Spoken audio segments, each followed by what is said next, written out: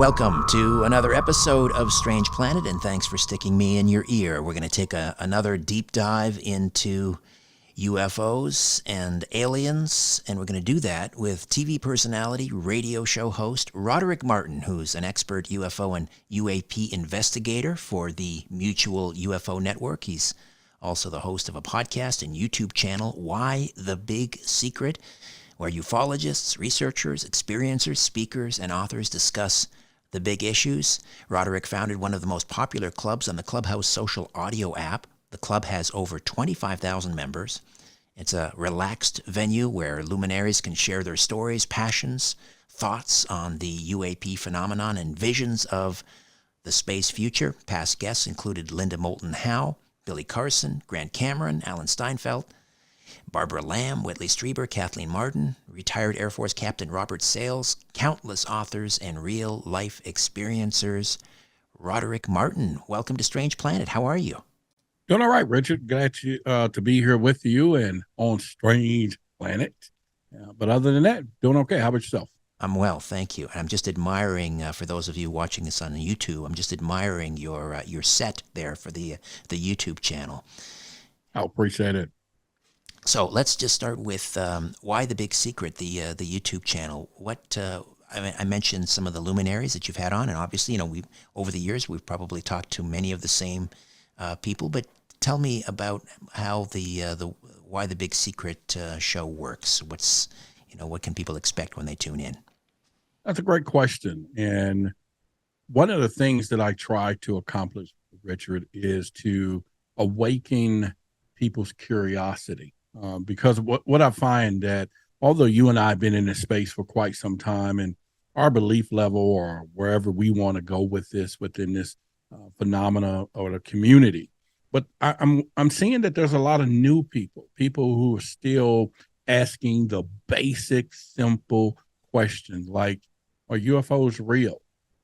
So what I try to do is provide them enough information that they can read, enough information that they could see or hear or talk about to awaken their curiosity to the possibility that we're not alone in this universe. And hopefully they take it the rest way. So when we do things here on Why the Big Secret, we normally try to present information as basic as it can get, as in the how.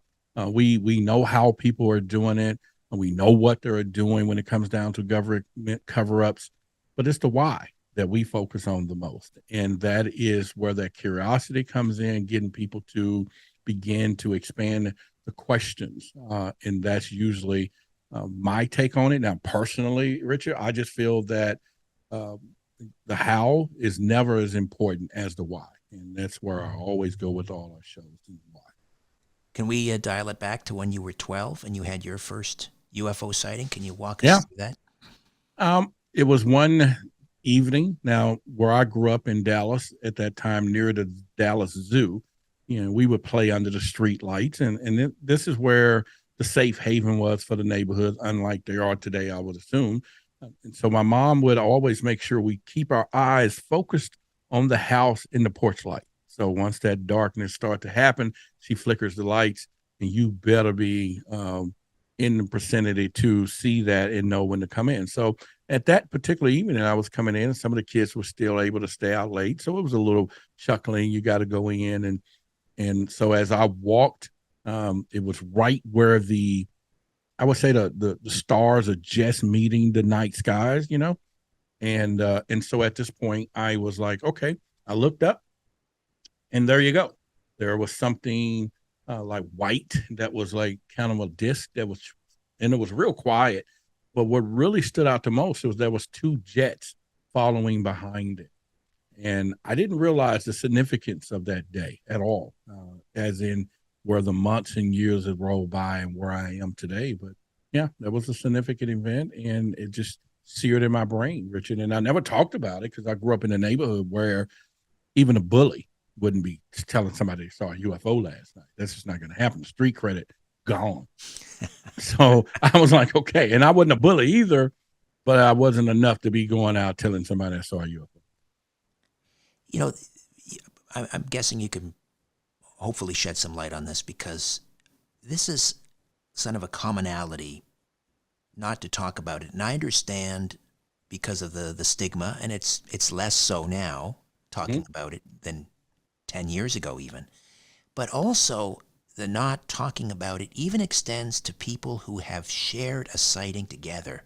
I don't know if you've noticed this, but I've talked to a number of UFO experiencers. They're in the company of somebody else. They both saw it. They don't talk about it. What is that all about?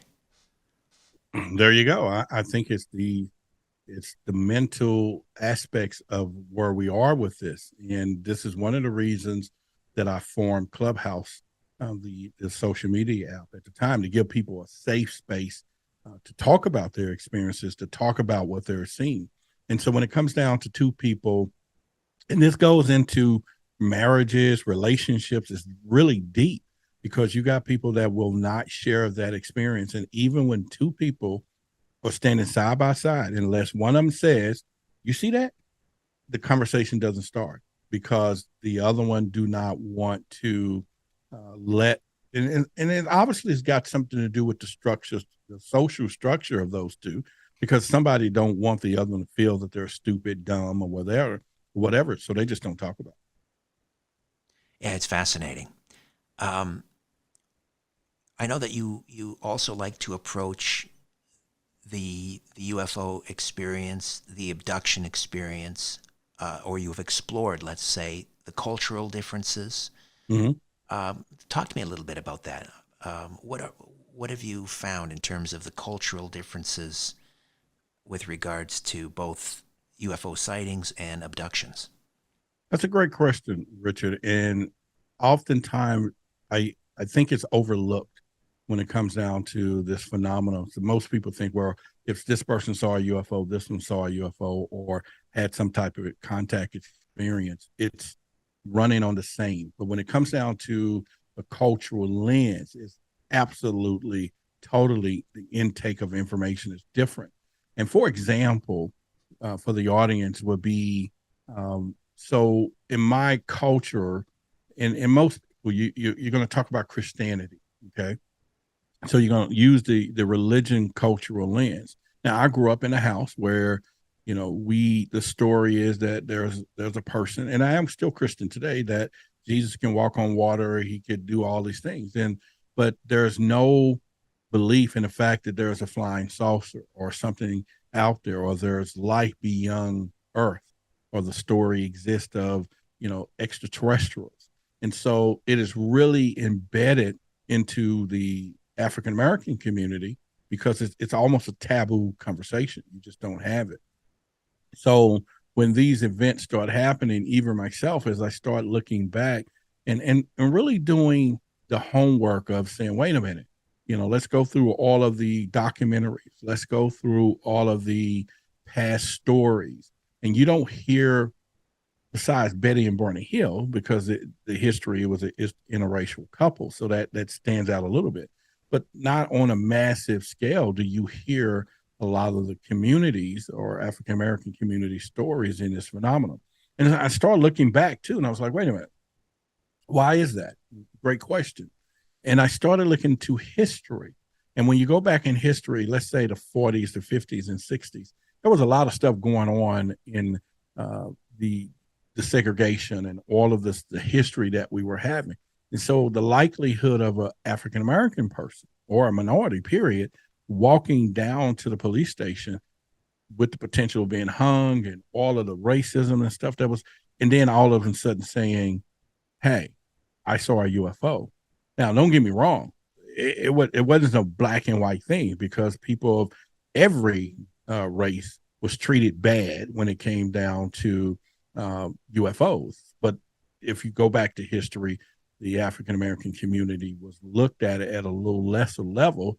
And so if you know how they would treated a white person with UFOs sightings back then, like they was lunatics, imagine that, typical situation. So there's a lot of history missing there. So when I started doing that research and started looking into stories, and one stood out the most, I was looking at a story, and we all heard of Project Blue Book, right? Yes.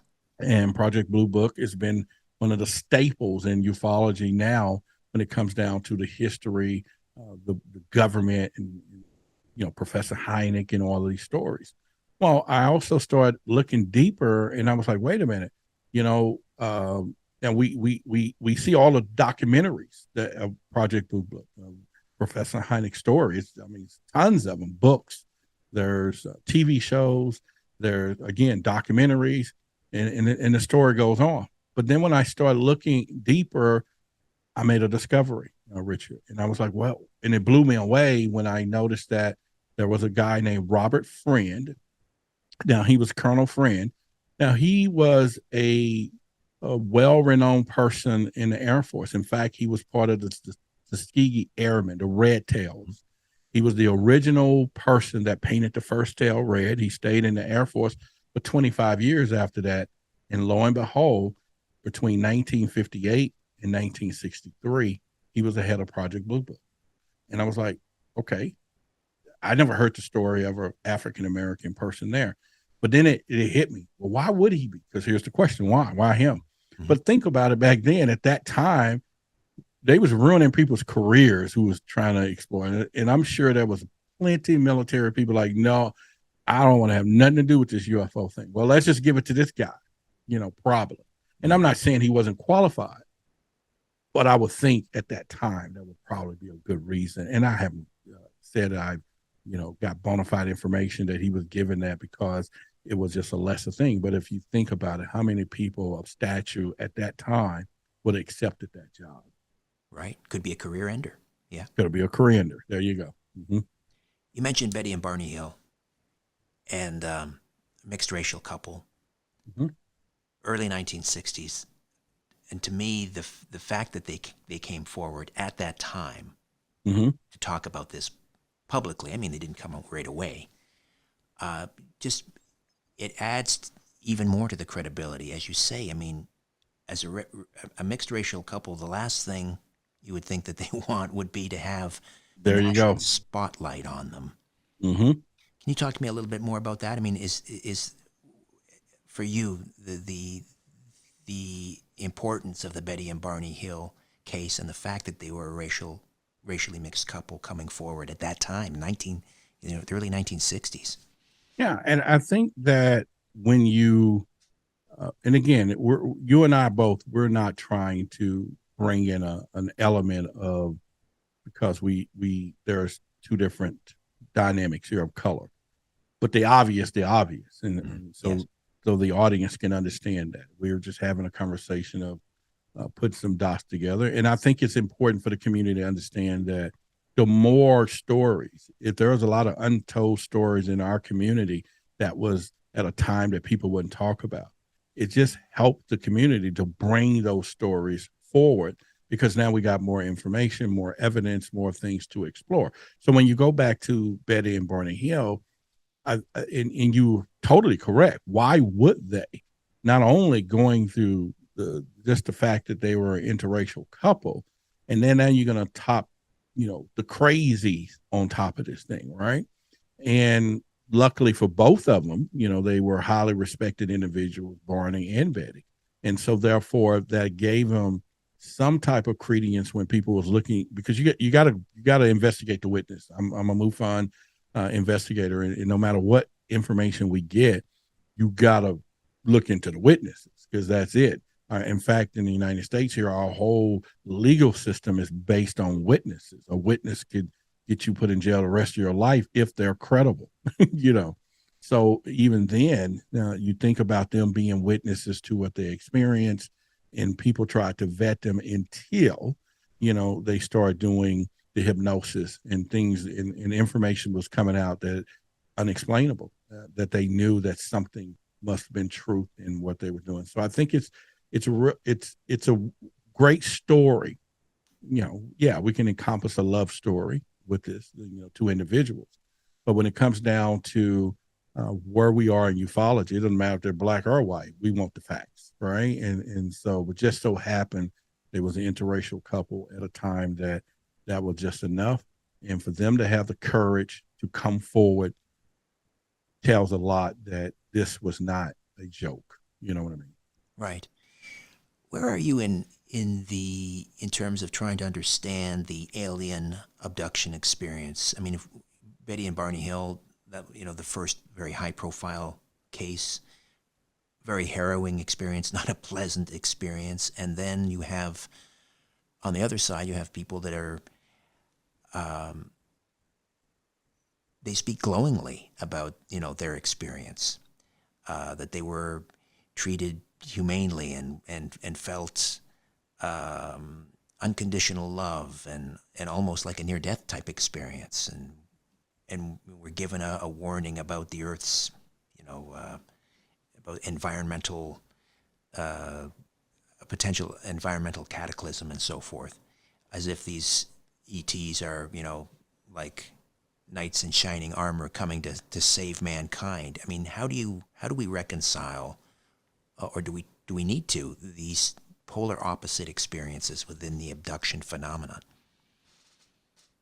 That is probably the baseline for us to begin, because what you're seeing, Richard, is that, you know, there is a level of separation between how one person experiences as a very traumatic experience. Someone else is saying it's so enlightening, you know, it's a new beginning, ascension, and all of these stories that we hear. I think that there is a terminology, and if it's on top of my head, I got to remember, but, you know, there is a personality type situation that comes down to these UFOs, because it'll begin to evolve over time, where the story gets stacked with the cool and more and more and more. But then you have the clout side of this, the attention side of it, to where we get down to the one method that we all know is unexplainable. We cannot really verify. You know, even being a UFO investigator, I don't actually, and anyone, I tell this to the audience, anyone who says they're a UFO investigator, there are probably only one or two out there out of thousands that actually have touched a UFO and investigated, right? We just go with pictures and information and observe videos and another person's you know, words. So back to tied into what you're just saying, I think, you know, oftentimes for me, you know, I tend to try to make sure before I go down the rabbit hole with the individual or the content that was given or whatever the case that I'm supposed to be observing, you still got to look for where it come from. You know, you got to start there. Who turned it in? And now when you're looking at this and go back to the where you were saying is that why is it having this effect on this person this way and that way? And I tend to lean to the people that are traumatized more about it, because trauma indicates that there's something unexplained, and something that they're dealing with, the unforeseen. And now, don't get me wrong, there is a level of craziness of trauma that you just don't go down. But when you get to people that are really excited, they're telling a story, and they're, you know, coming back with these messages for humanity, I tend to kind of lean another way, because it's like, you still got to now go, why you? What does this mean? And then they can't never answer the question when, to be accurate. You know, when is this going to happen? Or, you know, what's okay? Yeah, we're supposed to work on love. All right, what, for the next 10 billion years? Or when does it, love changes the trajectory of what's going on with this thing? So hopefully I answered that in a way of saying that it's just more, we have to just not only trust the witnesses, we got to do that the best that we can. Then you have to also do your due diligence and try to put yourself in their shoes, but don't walk with them. I like that. Roderick, we'll take a quick time out, come back, and continue to talk UFOs, ETs, right here on Strange Planet. Don't go away. Every new season, we find a reason to improve our lives and our health. And C60 Evo organic edible oils deliver noticeable benefits quickly. A spoonful in the morning delivers energy and endurance all day long. And I sleep deeper and wake up feeling refreshed because C60 ESS60 works. Carbon 60 received the Nobel Prize in Chemistry in 1996 when it was used for industrial applications. C60 Evo's ESS60 is a breakthrough technology upgrading C60 to be safe for human and pet consumption. ESS60 has been called a miracle molecule because of the physical and mental benefits people are enjoying. Their lab has a proven track record of 31 years and thousands of happy customers across the world, just like me. So treat yourself, your friends, and your family to C60 Evo and use my link, EVRS, to get 10% off your first order. Again, my link, EVRS, to get 10% off your first order.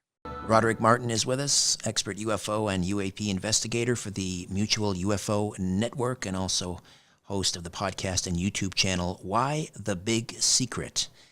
Let me ask you about MUFON. And as a, someone who goes out into the field and investigates and interviews witnesses and sort of catalogs sightings and so forth. And then when you sit back and you see a lot of these big, UFO conferences, and I've been to a number of them, and they bring out someone who, maybe claims that he was a super soldier on Mars, and they're, fantastical stories.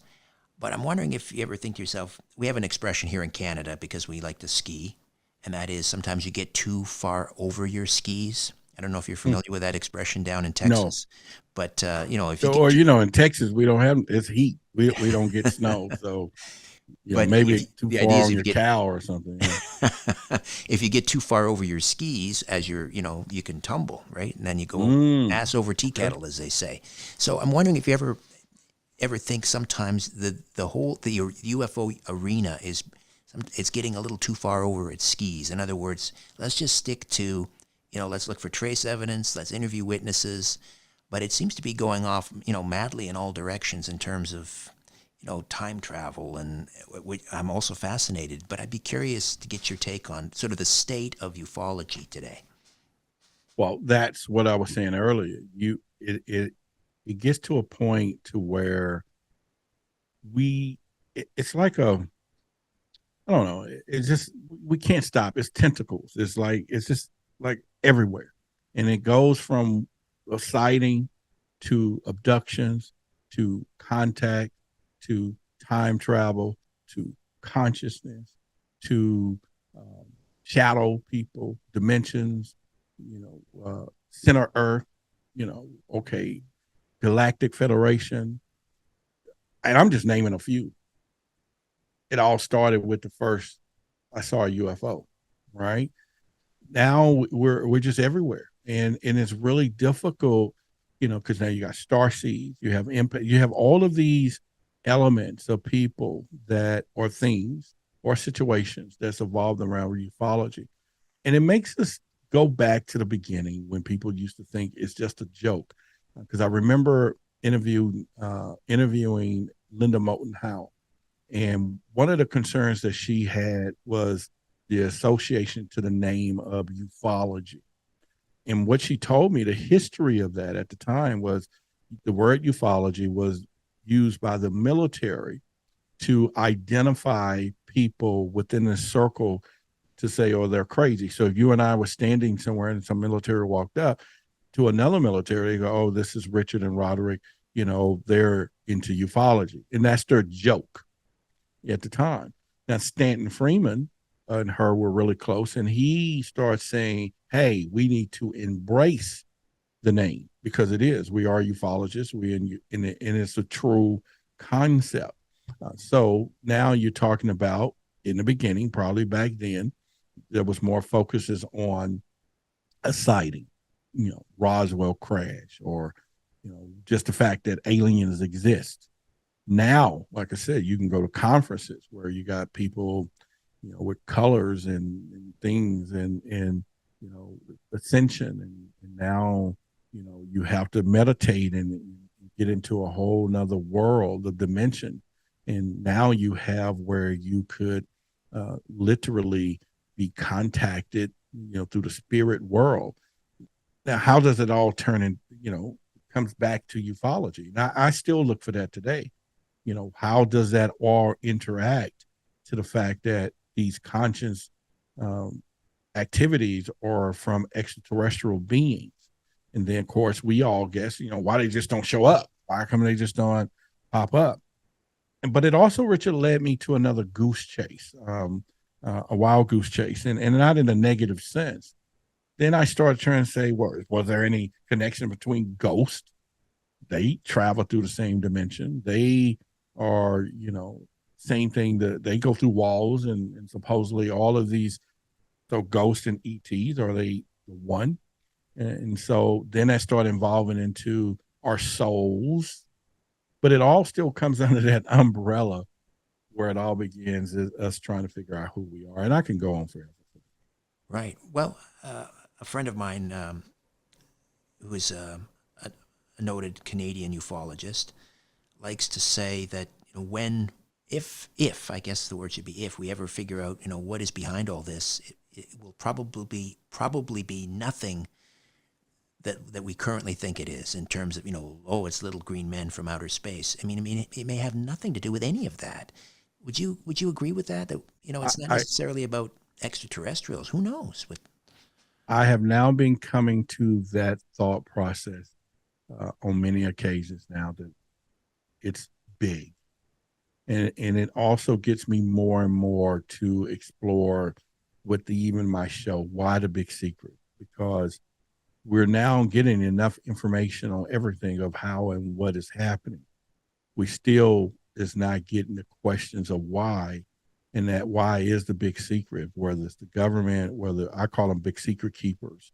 And big secret keepers, not only just, officials, it could be contractors, private sectors. There is something bigger. There's more knowledge, because that's where that introduction, when you mentioned just earlier, of time travel now. Oh yeah, it could be us coming back to the future, or Elon Musk saying, "Hey, we got to get off the planet. We're interplanetary species." Oh, by the way, the Anunnaki, they came here and they're the one who put us here, and in the stories that we read, and so it's bigger. But I think that where ufology ties in, it puts a semi face on the phenomenon, because everything else, we're not seeing it. Who's come back from the actual dead and say where we go when things happen, right? Unfortunately, when it's time to leave this place. And so with ufology, at least we have crashes, we have sightings, we have, reverse engineering products and technology. We do have abduction stories. We got actual physical cattle mutilations. We have a lot of evidence that something is happening. And we have a lot of evidence that it's not us. And it's also pointing towards some living being species that is doing this. So it's not this invisible phenomenon. Have you come any closer to deciding for yourself, based on what evidence you've seen, whether we're talking about interdimensionals or extraterrestrials, or is that an unnecessary distinction? I think a lot of people try to, put those categories together, and then of course now we start hearing vibration, right? Okay, the level of vibration allowing us to see the different dimensions, of where we are. I think technology is technology. So if you think about if something has cloaking technology, then if it appears and reappears, we gonna assume that it's something happening in dimensionally. It's going through dimensions, right? But yet it could be we just can't see on that particular level. I think that there is probably some truth that there's things that are happening right before our eyes that we cannot just see. We don't have the ability, or maybe it's the brain power to slow things down, or however fast that it is. And so I'm gonna probably lean to it that is both. It's all of it. I don't think that there is just a certain thing that's gonna pinpoint what is truly happening with us with this phenomena. Is just we just don't know. And do somebody know? somebody have some information? Possibly, yeah. Or are they putting it out there? Probably not. And if they did, we probably wouldn't understand it. This is why I kind of always lead with my tagline: your eyes are useless when your mind is blind, because it don't matter what you see. If your mind is not open to it, it ain't going to matter. We can probably see something right in front of us. It could be an extraterrestrial shape shifting. But if our minds say, nah, and it goes back to the two people, and you were saying that nobody talks about it because they just don't. I don't believe that. I'm not going to say this to this person. It's a human factor. And until we evolve, I think, in a capacity to understand that everything is possible, then we'll get to a point, I think, where things will start to reveal itself. Roderick Martin, host of Why the Big Secret podcast and YouTube channel, back with more of our conversation right after these. November reminds us to be thankful and focused on boosting our radiant health before winter. And I use a potent remedy that's improved the quality of my life and deepened my sleep as well. I take C60 Evo olive oil every morning, and I have a lot more energy and mental focus all day long. My workouts are easier, and I have a lot more endurance. If you're into competitive sports, this is a game changer. Health is our greatest wealth, and Pura C60 ESS60 really works. ESS60 is a breakthrough technology delivering the carbon-60 miracle molecule for humans and pets. Check out the C60 Evo holiday gift collections for everyone on your list. They make amazing skin, lip, and hair repair serum that deliver noticeable results quickly. C60 Evo's lab has an impressive track record of 31 years and, of course, my personal recommendation. You deserve the best remedies on earth, and so do those you love. Buy direct from the lab and upgrade your life today. Use my code EVRS to save 10% off your first order. Again, my code EVRS and save 10% off your first order. And we're back with Roderick Martin, expert UFO UAP investigator. He's with MUFON down in Texas and also host of the podcast and YouTube channel, Why the Big Secret, the website, whythebigsecret.com. Just take us on a little tour of the website. Roderick, what will we find there? You're going to find a little more information about me, some of the projects that I've worked on.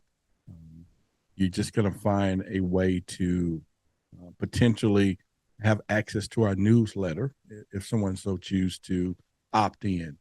We have a private members areas that we are putting together for content that cannot be really spoken on YouTube and things that are very, we can say, uncensored, because I go deeper into some conspiracies, not to create one, but to break down some modern and past conspiracies, because we still got to always now start digging in why. It is just so important now, and so I think, they're going to be intrigued when they come there, but they can get a little more information about me. There's an about page, and maybe see one of my 12-year-old pictures, and just things to form a relationship with me and Why the Big Secret. But it all roads will lead back to the YouTube channel. It'll lead back to the podcast, but they actually will see probably a couple of behind the scene footage pictures of the show I did for Discovery Channel. I think there will be some loaded for Fox Tubi show that I did, Forbidden Knowledge, and I think some behind the scene pictures of when I was on George Norrie and Guy, and all those will be there as well.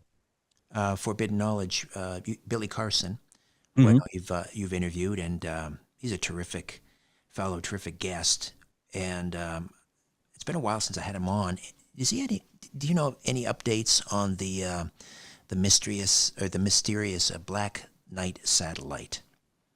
Well, he did a documentary, called Black Knight Satellite and Beyond the Signal, where I was in it as well. Freddie Silver, I think Jimmy Church. There was a lot of us in that particular documentary, and I think the hunt for information still goes on. And I will refer people to the documentary.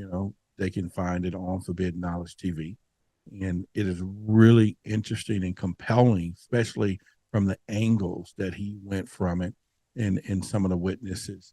And there's still people still doubt, whether it was the piece that fell off the space shuttle. Yeah, thermal blanket or something, yeah. and so you're still going to have all of the evidences of those. But I think he makes a great point, and one of the things that I think too, because when you get back to all of the ancient, uh, you know, evidence that we have that there's someone here been here before us, and the possibility that we are being watched and monitored, especially when you have all these UFO sightings in our oceans, and so the theory of the Black Knight satellite being some type of monitoring station does not go off to the deep end. I mean, everything is possible. Um, I was mentioning my friend who talks about, when we finally figure out, if we finally figure out what the UFO phenomenon is all about, it'll probably not resemble anything that we're thinking about right now. Mm-hmm. But he's also fond of saying it's not about the lights in the sky, it's about the lies on the ground. So I wanted to talk to you a little bit about the state of disclosure. Now, unless I missed something, Roderick, the director of national intelligence is supposed to update Congress. He's supposed to update that report that came out, I think, in June of 2021, which ended up being a bit of a kind of a disappointment, I think, for many people. First of all, have you heard anything? Like, I think at the end of October they said it was forthcoming, but as of the end of November, it still hasn't arrived. This was the update from the director, national intelligence. Have you heard anything about that, first of all? And then we can get into, where we're heading with disclosure. Well, I have not heard any particular updates other than what you just said as well, is that they are already behind schedule in providing information that we're all awaiting. Now, I totally agree with your friend. In fact, I remember the interview that I had with Robert, Salas, which is the captain. He was the person that was in the Malmstrom Air Force Base. He was the in there when they turned off the nuclear weapons. Right. And one of the things he reminded me was, he says, Roderick, it's time to really trust the witnesses. So I say the same thing, your friends, is we focus so much on what's happening in the skies that it is time for us to focus on what's happening people on the ground. Because now that the government has done what they did, because when they first came back and said, okay, we can really have disclosure, I'll be the first one to tell you from my end. I was like, okay, the jig is up. We're done. Well, what do we do? If they're going to tell everything, what job do we have? And then, I'm like, okay. So then probably about 3 days later, I said, no, they're getting ready to change the rules. The game of hiding is going to always continue. They're just going to change the rules. And so while we got some people who standing out there happy, disclosure is happening, the government is giving us disclosure, I tell people all the time, whoa, whoa, whoa, whoa. That's not going to happen. And I truly believe it's not going to happen. Now, will they say, if we came into the room, Richard, and said, we know behind door number 3, you guys have some things from Roswell, New Mexico, because here's the proof. And then finally they may say, okay, y'all got me. But they are not going to open up 6, 7, and 8 and say, let me tell y'all about some things you don't know. Those doors were never open. And then, of course, now that they're moving these projects and secrets over to the private sector, all right, for you, it doesn't work over there. You can't, for you, act nobody who owns their own corporation. And you see more of that now. But what people should be asking, though, what is happening and is more alarming to me is when we had that UAP hearing, when I think Senator Gallagher and Moultrie, the DOD, was having the exchange about, is there any consequences to people like yourself, myself, or they call or out here, passing out information. And he said, no, we need to talk about it. And this is a congressional hearing. So this exchange is on the record if they say we talked about it. And I think personally, we saw the first act of that recently when the gentleman out at the Area 51, what was the Dreamland site, where they did a no-knock warrant. Oh, George Arnoux Mhm. was that in Rachel, Yeah. Nevada? Yeah, he had Yeah. a And website dedicated to Area 51 for years and years, and they finally, yeah, they. they knocked it. It came in, took all his stuff, went to his house, and his girlfriend was out, and of course, under gunpoint, took his things, didn't tell him what it was on his site that violated anything, took all his computers, and they just did it. And I thought that was the first signal of what we just saw in the hearing of them asking, we need to put consequences in place for people. Now, what happened right after that? Then we get the Whistleblowers Act. So obviously, the Congress people are understanding that we need to protect people about what they're about to do, and I just put those pieces together myself, and I think we need to look more into that because that Whistleblowers Act came right in effect right after this hearing when they had a conversation about. So if they deem you, me, or MUFON or some sites, or all they got to say is what they're saying is could hurt national security. They can just classify it. It don't matter. But if they can do that now and then come in and seize or do something or reprimand people who are speaking the truth, because once again, you're not going to even know what you said is the truth. They're just going to come, because they can't say that. Oh, we took Richard's computers because he said what was true, what he talked about. No, they're just going to come in like they did. And I think that's really the true story that we need to be really looking into. In other words, firing a warning shot across the bow to anyone who wants to poke into this, as if they're saying, "You want disclosure? You want to do this dance?" Now we're going to take it to another level. You really want this? You sure? You sure? Come on, come on, come on, come on. Now let's put this on your back for real with some consequences. And now what you want to say. And I think, of course, again, we could say whatever information was given to us is the truth. They're not going to admit it that it's the truth, but they still can come after you and shut you down because what they said you said was a lie. Like, really? When did lies count? So we just don't know. Right. I mean, it seemed for a while, Roderick, like we were getting some traction starting in December 2017 with that New York Times article about the secret Pentagon program, ATIP, and then we had DeLong and Academy to the Stars and Robert Bigelow, and Bigelow claiming that he had,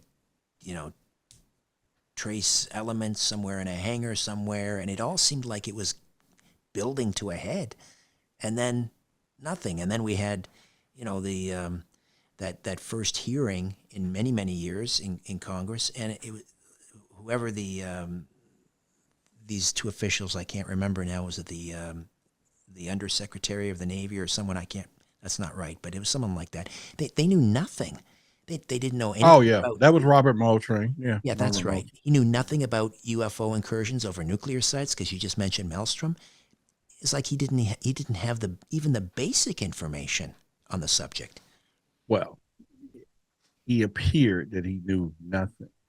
Basically, what they did for us, the people in our community, is slap us right in the face and saying we're not telling you nothing. So if you want to ask me what I know, and if I tell you I know nothing, you're getting nothing. And to get them to look at it this way, but at the end of the day, they're passing all kind of funding, right? So it's the money. You definitely got to follow the money when it comes down to this.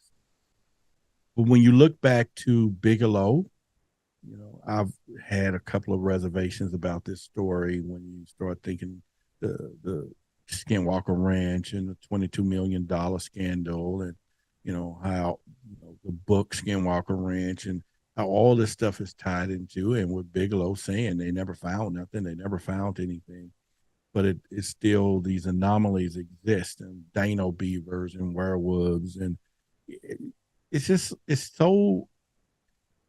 At the end of the day, it's like either you got the evidence it crashed in your backyard, or you just don't. Or you're going to believe someone on the ground that said they came in my bedroom last night and they took me to the mothership. Or, someone says, they took me to the ship and showed me all of my hybrid kids so I can meet them. All right.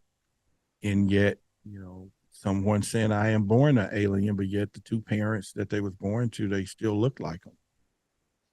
But how do you? So where I'm going with this is this thing is huge. So now you take in the elements of Richard, the government side, technology, secrets, you know, the stuff that fascinate us. Let's just see some spacecraft, or because we typically want to see. Go ahead, let's show me the alien. Come on, come on, come on. Step out the spacecraft and wave. Welcome to Earth. We're looking for all those things, but this thing is moving though.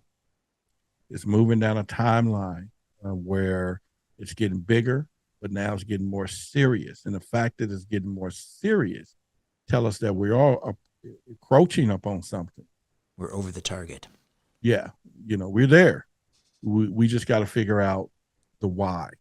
Why the big secret is what I would say.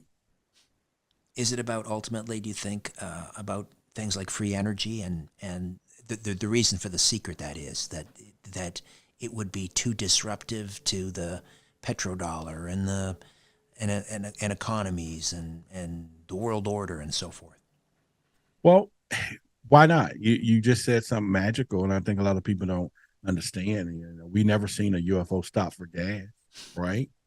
So obviously, it's using some type of free energy. But I will say this though, let's just take your audience for example and do a test run.